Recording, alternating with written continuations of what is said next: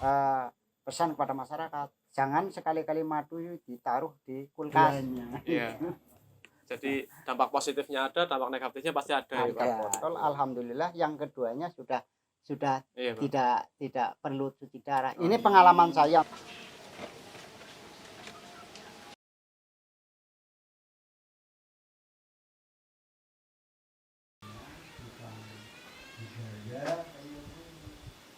Assalamualaikum warahmatullahi wabarakatuh. Pada pagi hari ini kita sudah bersama narasumber kita, pembudidaya madu klaceng. Sebelumnya perkenalkan dulu, saya M. Aziz Maulana dan rekan saya Dewi Arianti dan dengan Bapak Mukhlas. Muklas. Ya, di sini kami mau bertanya-tanya Pak mengenai budidaya madu klaceng. Oke, dari tadi kan ini kita tuh udah kepo ya Pak, pengen ngerti budidaya tawon klaceng ini gimana loh Pak. Terus kita tuh pengen tahu awal mula berdirinya budidaya tawon klaceng ini tuh, awal mulanya tuh gimana? Masnya apakah berawal dari hobi, terus ataukah komunitas, ataukah ada potensi dari desa ini? Ya, saya ingin menjawab pertanyaan dari Mbak. Yang pertama, saya berangkatnya dari Al-Quran surat An-Nahl ayat 6869. Di samping hobi saya juga punya sandaran itu. Dan nomor tiganya yaitu karena potensi di sini itu ada lebah-lebah di masyarakat, itu perlu saya kumpulkan. Nah, itu berangkat saya dengan adanya membudidaya lebah klaceng itu. Oh, jadi ini ya Pak, berdasarkan memang Gusti Allah itu sudah menunjukkan bahwa madu itu memiliki khasiat yang itu ya Pak. Iya, karena di dalam surat An-Nahl ayat 6869 itu yang ada satu kalimat itu sifa ulinasi, berarti obat untuk manusia. Jadi berangkatnya dari situ, awal mulanya ya. Jadi makanya berarti paling tidak saya itu punya madu, entah itu madu klaceng, entah itu madu ondoan atau madu yang ada di hutan itu, yang katanya itu tawon gung gitu. Lah makanya yang paling saya hobi dan saya senangi adalah yang klaceng ini. Mengapa Bapak memilih budidaya tawon jenis ini? Kenapa nggak tawon yang lain Pak? Kalau menurut pendapat saya lebih mudah dipelihara, ya. Mulai dari anak-anak sampai orang tua pun bisa untuk membudidaya lebah klaceng ini karena tidak menyengat. Hanya sekilas itu kan di rambut saja, jadi mudah dipelihara. Jadi untuk madu klaceng ini memiliki kelebihan, kita bisa membudidaya di sekitar rumah kita ya Pak, karena tidak berbahaya untuk manusia. Iya. Nah, itulah mudahnya seperti itu, dan bisa dicari di mana-mana, mungkin di hutan, di masyarakat juga ada. Itu makanya saya untuk membudidaya lebah klaceng ini. Jadi di sekitar Lebakwangi khususnya itu untuk klaceng ini bisa kita ambil dari mana Pak? Biasanya Pak diambil dari yang sudah saya alami itu, yang pertama itu di rumah-rumah yang ada bambunya itu, tapi tidak hanya di bambu, di kayu pun, di batu pun itu bisa. Jadi bisa di hutan, bisa di ladang-ladang orang. Makanya saya cari itu, saya kumpulkan untuk dipelihara. Oke, untuk perawatan sendiri Pak, apakah ada perawatan khusus untuk lebah ataupun bunganya untuk sumber nektar? Ya memang harus, yang pertama itu memang kalau pembudidaya itu harus menyiapkan atau pasokan bunga, karena lebah itu kan memerlukan nektar mulai bunga yang paling bawah sampai paling atas itu, karena memang lebah ini membutuhkan nektar itu yang jangkauannya paling tidak 300 meter itu untuk kemampuan terbangnya lebah ini. Beda dengan lebah-lebah ondoan jenis-jenis lain. Iya beda. Kalau ondoan mungkin sampai 3 kilo mencari bunga. Tapi kalau lebah ini itu kita siapkan saja agar supaya nanti bisa mencukupi pasokan madu yang dibutuhkan oleh masyarakat itu. Jadi tetap saya tetap memelihara atau menanam bunga di sekitar kita. Itu, Mbak. Jadi untuk bunganya berarti Bapak juga membudidaya bunga juga ya Pak? Iya, Biar iya. buat nektar si lebah ini Lebah Pak. itu ya. Makanya tapi hanya saya menanam bunga harus dipupuk, disiram dan Iya. sebagainya, bukan hanya sekedar Menanam. menanam. Berarti Jadi, butuh perawatan juga di iya. bunganya ya Pak. Jadi kemudian itu kan yang namanya bunga itu kan ada istilahnya musim hujan, musim Iya. terang. Lah karena di sini air Tada hujan ya Pak. iya, ada hujan, makanya saya tanam bunga pohon insulin karena bunganya itu malah justru untuk menyupport waktu tidak ada waktu hujan. tidak ada- Ya, waktu berarti terang. tidak harus memerlukan yang namanya air terus gitu, Iya, Pak. ini pohon insulin ini Bisa tumbuh yang di- bisa keluar bunganya masa-masa yang tidak ada hujan. Oh, Gitu. iya. Makanya ada di sekeliling kita itu. Oke Pak, apakah semua jenis bunga itu bisa dijadikan sumber nektar? Insya Allah pengetahuan saya itu semua bunga itu pasti ada nektarnya. Hanya mungkin kemampuan atau sedikit banyaknya pasti ada karena semua jenis bunga itu bisa dikerumuni oleh lebah-lebah. Jadi pengertian saya seperti itu, Mbak. Apakah ini Pak, mungkin dari berbagai jenis bunga kan beda-beda Pak, contoh bunga kopi, bunga dan sejenisnya yang lain ya Pak. Apakah bunga itu nektar yang diambil dari bunga-bunga berbagai jenis itu mempengaruhi Pak? Contohnya misalkan kopi di madunya menjadi rasanya itu mempengaruhi tidak Pak? Nah, kalau rasa memang beda-beda. Contohnya saya di sini kan menanam pohon insulin itu rasanya pahit, Oh, asam, pahit. manis itu. Makanya beda-beda. Kalau kopi itu manis itu. Ya agak asamnya, ada ciri khasnya dari madu kelaceng ini memang ciri khasnya asam. Tapi Oh, ada ciri asam manis pahit, ada yang asam manis. Itu memang beda-beda bunga. Misalnya yang pohon mahoni, pohon albasia dan sebagainya itu ya tetap beda, tapi khasiatnya sama saja. Khasiatnya sama Pak. Iya. Jadi tidak misalkan tadi seperti kembang mahoni mungkin ya, kan itu kan pahit. Nggak menjadi mengaruhi madunya menjadi kayak bikin racun atau enggak kan? Enggak sudah ada. Oh, iya. Karena sudah memang diproses oleh lebah itu. Oh, iya, Pak. Benar. Oke, untuk masa panen sendiri itu berapa periode sekali Pak atau berapa bulan sekali itu Pak? Kalau saya amati itu biasanya itu 3 bulan sekali. Karena satu stop itu paling tidak ya minimal itu 3 sendok makan minimal itu. Nah, tapi kalau memang lebah yang giat kerja mencari nektar ya itu memang bisa banyak itu. Bahkan satu stop saja bisa mencapai 1/4 botol itu yang biasa ukuran 75 ml itu. Makanya jadi saya untuk mengambil madunya itu 3 bulan 1 kali. 3 bulan sekali ya Pak. Iya. Berarti tadi lebah pun mempunyai produktivitas yang berbeda ya Pak. Contoh kayak tadi lebah itu dipengaruhi oleh Bapak. Misalkan ada lebah yang aktif, ada lebah yang tidak, itu kenapa berbeda seperti itu Pak? Itu dipengaruhi oleh apa Pak?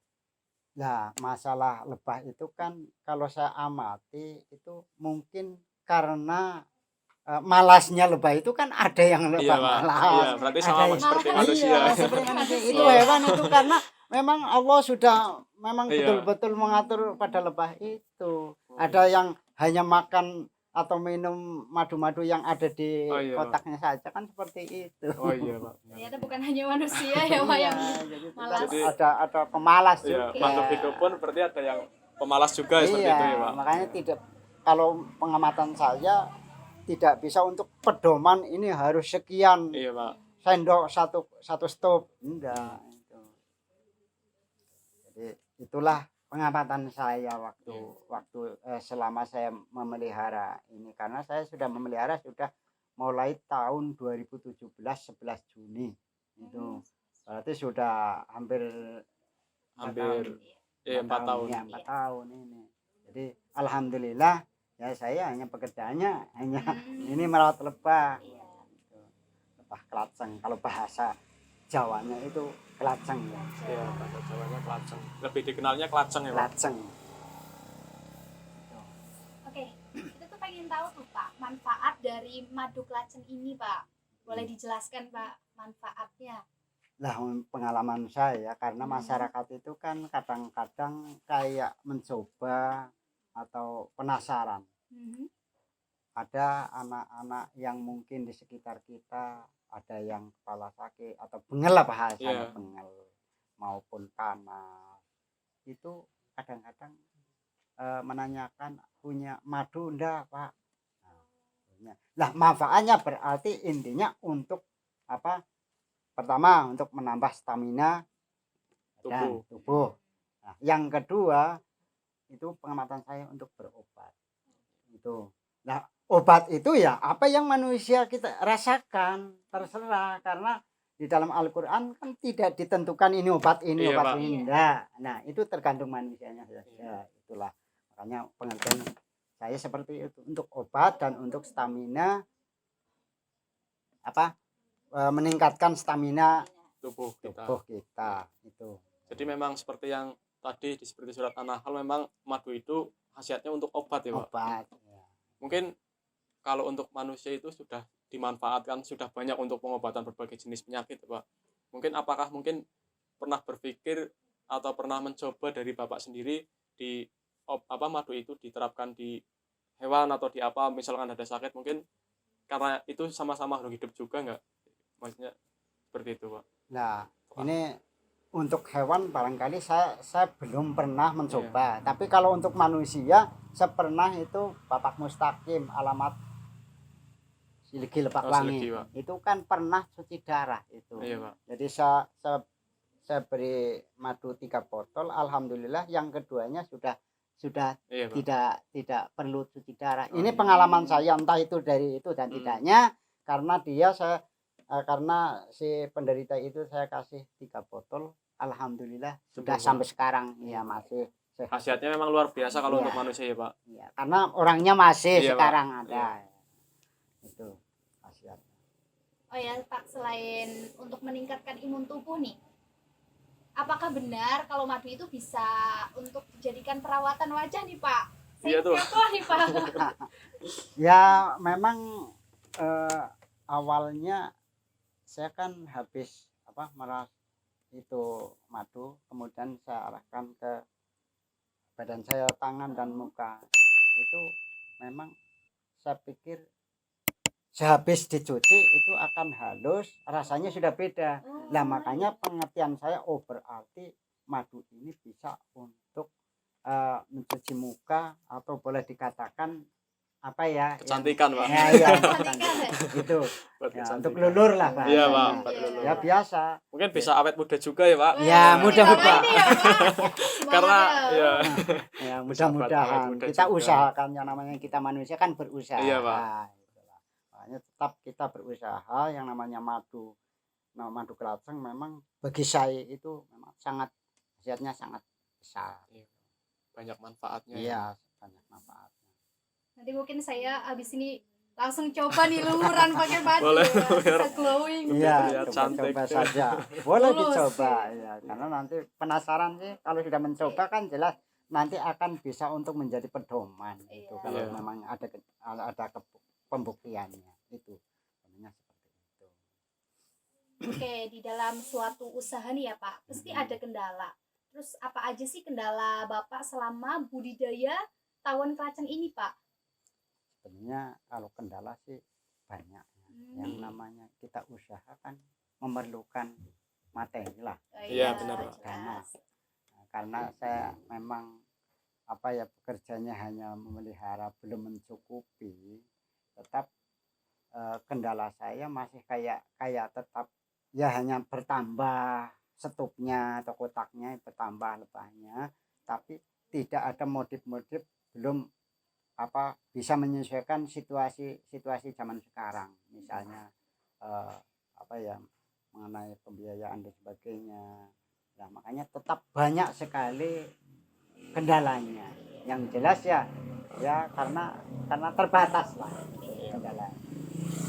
Berarti butuh modal juga ya Pak untuk kendalanya. Mungkin kan tadi seperti di biaya ya Pak. Mungkin untuk budidaya kelajeng ini mungkin ada perlu modal juga ya Pak. Mungkin dari segi apanya Pak itu untuk modal madu yang kelajeng pertama yang pertama itu kalau untuk satu persatunya, misalnya untuk tanam bunga itu ya harus banyak modal, punya pupuk, pengairan, alat-alatnya juga. Kemudian kalau ini tentang persediaan nektarnya, kemudian untuk misalnya untuk memperbaharui stupnya, kotaknya itu perlu, karena ada yang kotak-kotak sudah mungkin busuk, sudah rusak ya, ataupun rusak. Nah, itu perlu membutuhkan biaya, karena tidak hanya kayu saja, mungkin pakunya dan sebagainya. Lah itulah makanya di sisi untuk mengganti stupnya juga perlu biaya. Kemudian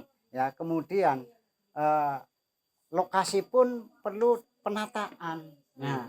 Nah, penataan itu ya harus ada untuk cara untuk menanggulangi keamanan juga. Contohnya pagar keliling dan sebagainya. Ya, kalau mungkin di sini ya bambu atau ya itu perlu biaya. Iya, perlu biaya Nah, berarti itu ya, Pak. makanya apalagi itu sedangkan saya untuk bekal yang sambil memelihara ini saja sudah, terima kasih, sudah lumayan itu, Mbak. Nah, itulah. Oke, kira-kira madu ini bisa bertahan berapa lama pasca panen itu, Pak? Ini saya amati itu sampai 1 tahun. 1 tahun? Asalkan tidak ada hal-hal lain. Sudah masuk botol ya Pak. ditutup rapat, itu jangan sampai ada campuran lain misalnya, itu sampai 1 tahun. Masih utuh. Oh iya Pak. Berarti kalau steril itu cara pengemasannya itu bisa sampai 1 tahun pun bisa kita gunakan. Tidak berarti lama juga ya. Artinya tidak bau apapun lain. Rasa pun tidak berpengaruh ya Pak. Berarti memang karena madu banyak manfaat dan awetannya pun pasti hanya terjamin. Saya kadang-kadang pesan kepada masyarakat, jangan sekali-kali madu ditaruh di kulkas. Karena enggak, itu malah nantinya khasiatnya sudah beda Pak. Beda. Sudah hasilnya sudah lain itu. Nah, jangan ditaruh di kulkas. Itu tetap rapat, ditempatkan di tempat yang aman. Itu fungsinya di suhu ruang lah ya Pak. Iya. Oke.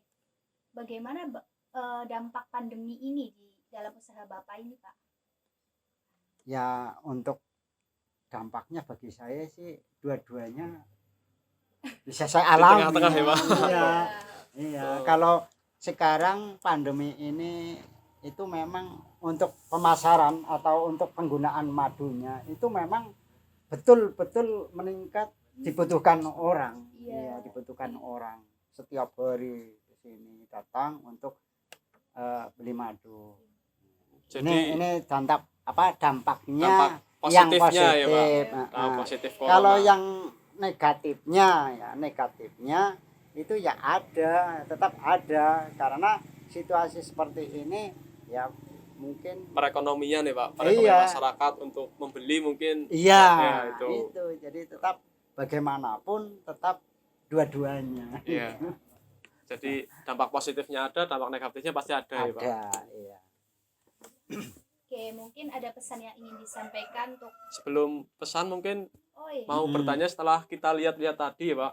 Di sini kan ada yang di kotak-kotak ini ada yang nanas, kopi dan lain-lain. Itu maksudnya apa Pak? Jadi terus ada nama-nama orang dan desa juga di sini Pak. Nah, karena yang pertama saya katakan yang nama orang itu mengambil dari rumah orang, kemudian hari tanggal, terus tahun, kemudian nama yang saya ambil lebahnya itu di rumahnya orang itu. Kemudian yang ada nama nanas, ada Iya itu, sirsa, Pak. ada mungkin bunga-bunga, Bunga bunga ya. kenikir dan sebagainya. Itu hanya untuk memberi nama. Kalau dipanen itu berarti saya catat ini kenikir sudah. Oh iya, Pak. Ini nanas sudah. Oh. Itu jadi Oh, untuk iya. mempermudah. Untuk gitu. mempermudah Iya. ketika panen juga ya, Pak. Iya. Mungkin juga buat kenang-kenangan juga ini Iya. tawon saya ambil dari mana, sejarahnya seperti apa. Mungkin kan yang namanya itu kan pasti kayak di kopi di apa kan pasti butuh perjuangan yang mungkin dari lewat apa jalan-jalan yang sulit atau mungkin juga bisa mengingat kenangan-kenangan yang Iya, bisa memang diambil. kadang-kadang saya masuk ke warga masyarakat itu kan kadang-kadang eh, bertanya, Pak mau saya pelihara sendiri. Oh kalau saya mau dipelihara sendiri, tetap diambil dipindah ke kotak lain. Tapi kalau di situ saja nanti malah mungkin tidak terpelihara, malah akan mungkin hilang dan sebagainya. Lah lebih baik saya kumpulkan kalau boleh, kalau tidak. Lah nanti sih kalau ke tempat saya, kalau memang Bapak membutuhkan, ya tetap saya kasih. Berarti ini berarti Bapak datang ke rumah saya ada namanya Bapak di situ. Berarti kenang-kenangannya Bapak Iya, Pak, waktu benar. itu. Nah, Iya, iya. saya informasikan kepada masyarakat karena masyarakat itu kadang-kadang kan ya tidak tahu bahwa lebah itu berguna dan tidaknya eh, istilahnya bagi petani juga berguna karena untuk di samping diambil madunya ya juga untuk penyerbukan para Iya, petani. Pak, Sebenarnya penyerbukan. saling menggandeng itu, tapi masyarakat belum sadar tentang itu. Makanya saya sosialisasikan tentang uh, lebah, entah itu lebah serana, trigona, dorsata, yang bahasa Jawanya ya lebah tawon laceng, tawon ondoan, tawon embung. Nah, itulah yang saya sosialisasikan kepada masyarakat. Makanya masyarakat itu kan butuh penyerbukan, pembuahan. Iya, Pak, benar, Pak. Pohon-pohonan. Iya.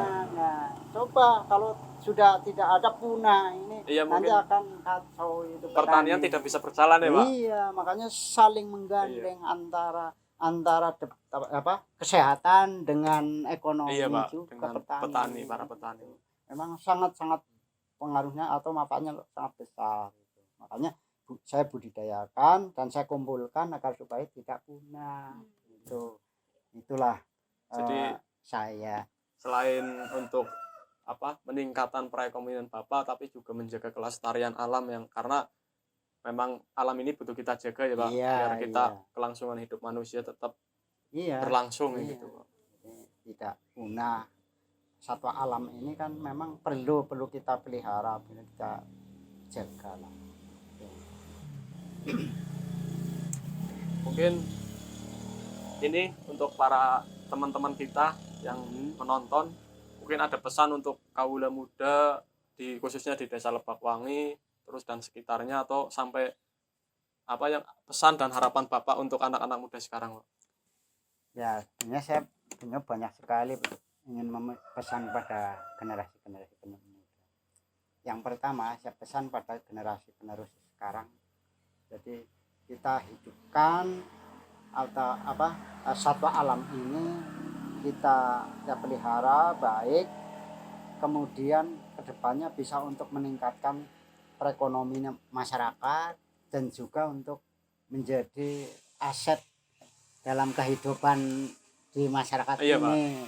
Misalnya diadakan ditempatkan di area yang mungkin luas menarik. Ya, karena di sini kan dekat hutan. Iya. Dekat hutan bisa untuk istilahnya desain, mungkin ada tanaman bunga, kemudian ada ada lebahnya. Nah, ini kan berarti untuk mempertahankan satwa alam yang ada di sekitar kita. Ini saya pesan kepada pemuda sekarang itu jangan istilahnya membunuh atau istilahnya memusnahkan lebah-lebah yang ada di sekeliling kita, entah itu lebah enggung, entah itu lebah serana, entah itu trigona.